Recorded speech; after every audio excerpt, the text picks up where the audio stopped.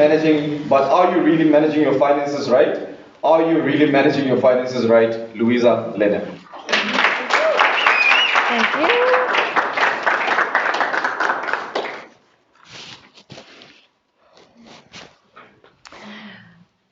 Who of you are not familiar with the marshmallow test? All right, for those that don't know, the marshmallow test was a test done in the 1970s at Stanford University by a professor, where he was testing delayed gratification and its ramifications in your life. So what he did was he took a group of kids, one at a time, and put them in an empty room at a table with one marshmallow on the table, and said, if you don't eat that marshmallow until I come back, I'll give you 2 marshmallows. And then left the room for a little while and came back. And those kids that waited for 2 marshmallows, he then linked with better success and better outcomes in their lives. Now that would be easy for us. But what if Yuri doesn't have a sweet tooth? What if it was an ice-cold beer?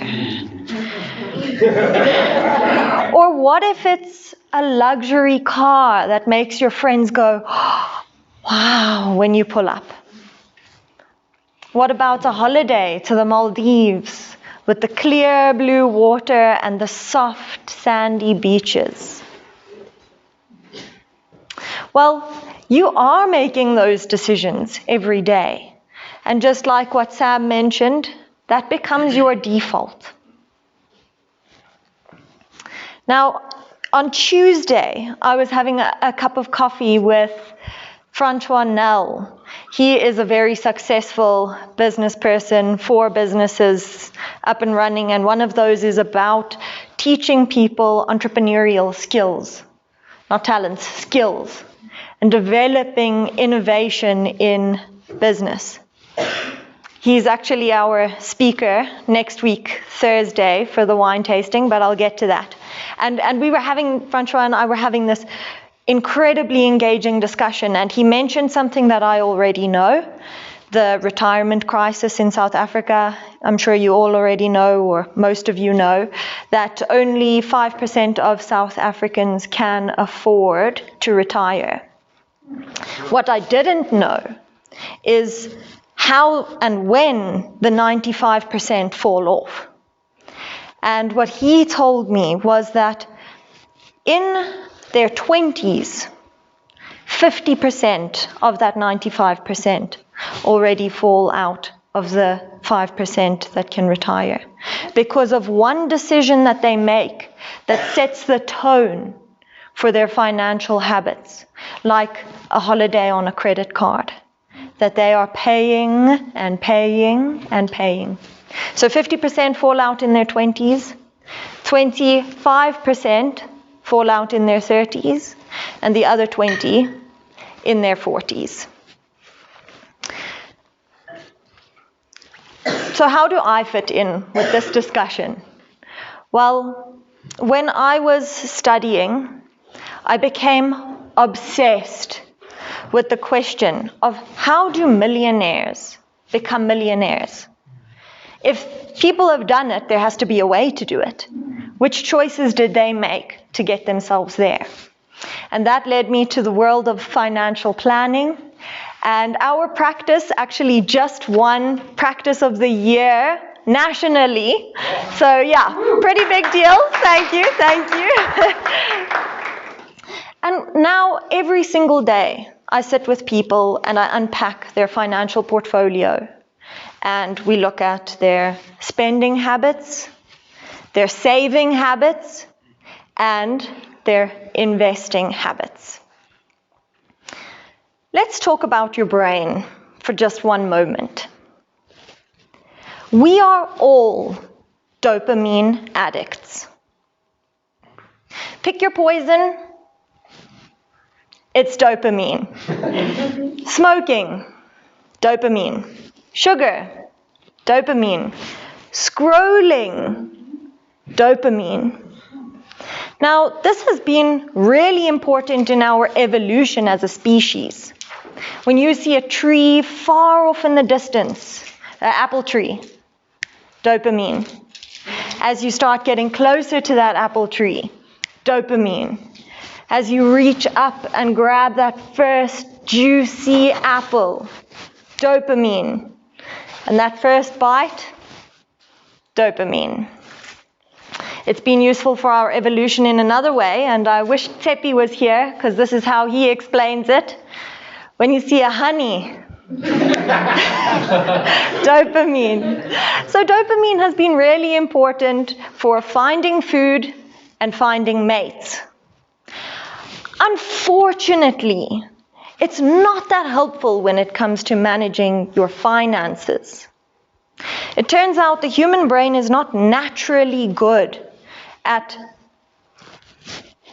rationally understanding risks or weighing up risks, or rationally weighing up investment options.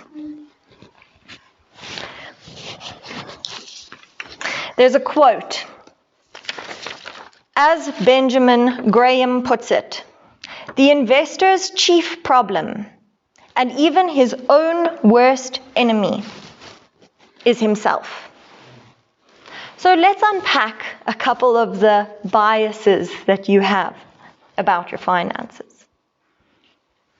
1, but I want it now. Temporal discounting. The marshmallow test. 2nd, yeah, that sounds about right. This is anchoring and priming. So we don't have a natural, innate idea about what something should cost. So we usually accept the first price as a reference point, perhaps as a normal, against which we compare other prices in the future. And priming, this is where you start to compare two different items based on their difference in price. For example, a gym membership of 500 Rand and a gym membership of 800 Rand. You start questioning for yourself, is the second gym membership worth that 300 Rand more? Instead of thinking about the opportunity cost, what else could I do other than gymming with that 300 Rand per month? The third one, oh yes, I've heard about this. Availability bias. We are more likely to accept information as our source if it's abundant without really checking if it's accurate. The most abundant information becomes the true information to us. 4th, what might have been, or regret aversion bias. According to a study in the Journal of Economic Psychology, regret is the most important or the most relevant emotion in decision making. So it's the comparison between what is and what might have been. So we try to make decisions as though we can look into a crystal ball and see the future. And without that, we wonder, by the time I know all of the information, which decision would have been the best? And the 5th one, I know better than other people. Overconfidence bias. Michael Pompane describes this as the unwarranted faith in one's intuitive reasoning, judgments, and cognitive ability. The list of biases goes on and on and on. I got some of them from Manage Your Money Like a Grown-Up, plus a swear word, and the South African Handbook of Financial Planning.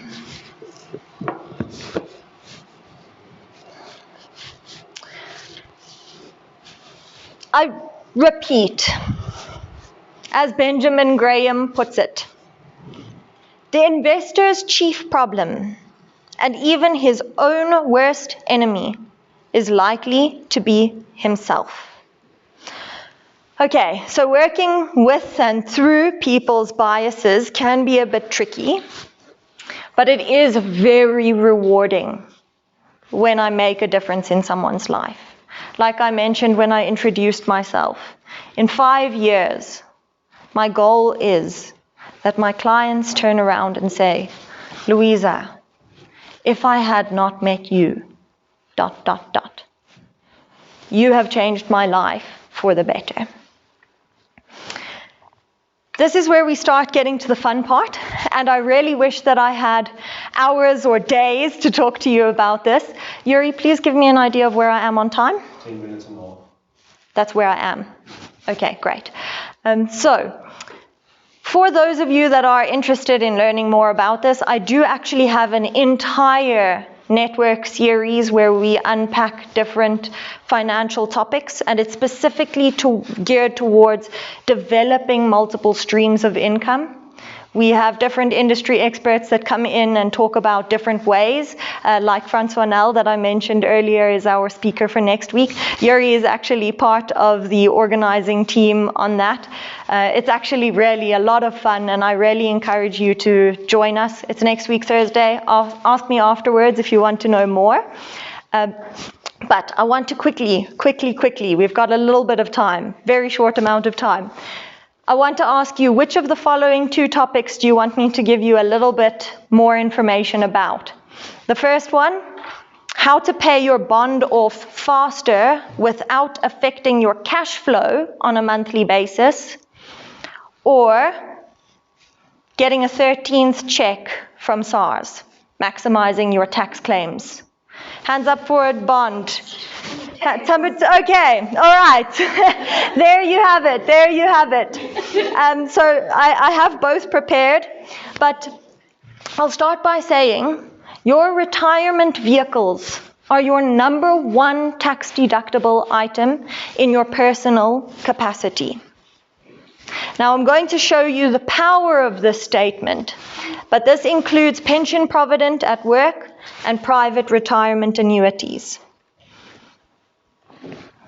If we use the example of someone with 100,000 Rand per annum income, SARS gives a rebate on tax up to 27.5% of your taxable income that you can contribute to a retirement vehicle.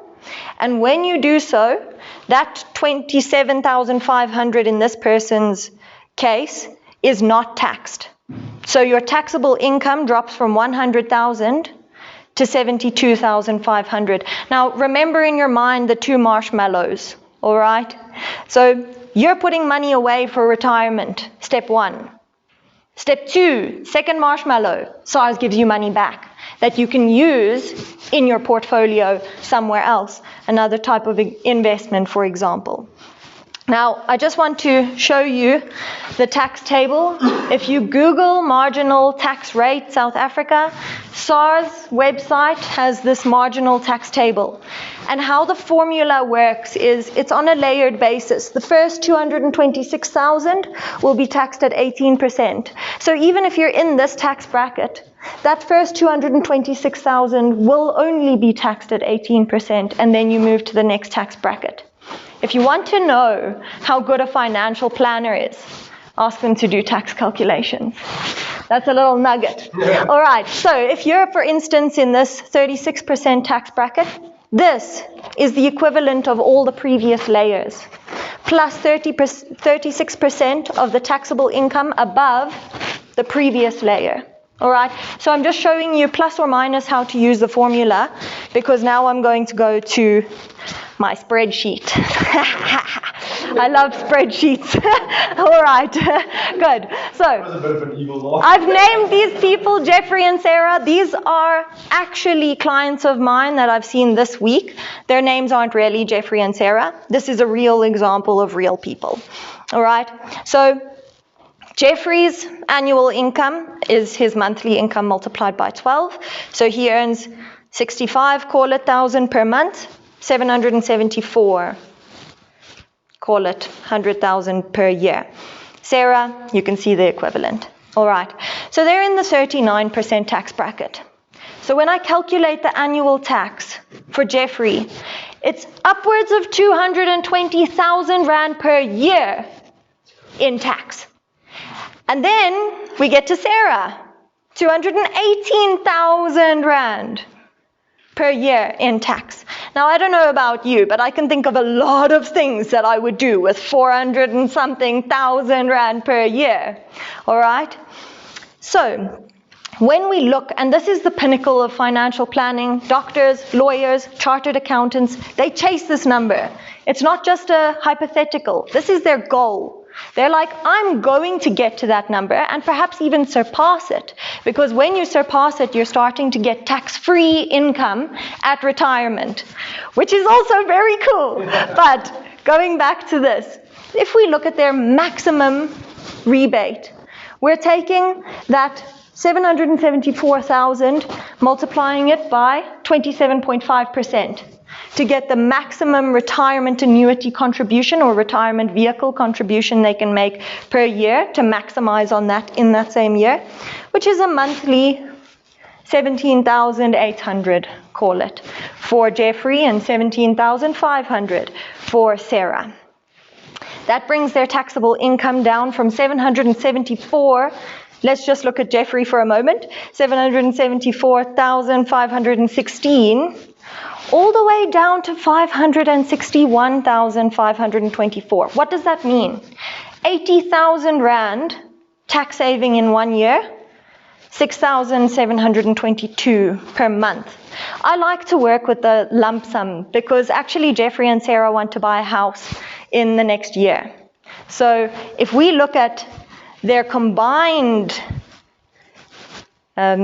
saving on an annual basis, that lump sum, you can start planning with it already. You know, okay, in a year's time, I'm going to have that money come back. Now, Jeffrey and Sarah are not starting there. Oh, I want to also point out, this drew them back from the 39% tax bracket into the 36% tax bracket, which is pretty cool as well. But they're not starting all the way at number 100. They're thinking at this point, what's realistic for them is 5,000 Rand for Jeffrey and 5,000 Rand for Sarah, on top of their pension provident at work, which brings them to approximately 50,000 Rand. That is the beginning of a deposit on a home. Among other investments that we're looking at for them, this is how we're planning to get their deposit for the house. I don't know how I'm on time. 1736. Okay, I would love to take questions, but I'm going to wrap it up here. If you have any questions, please feel free to contact me. I would love to explain this again if you maybe missed something or explain anything else that you may have questions on. Thank you so much.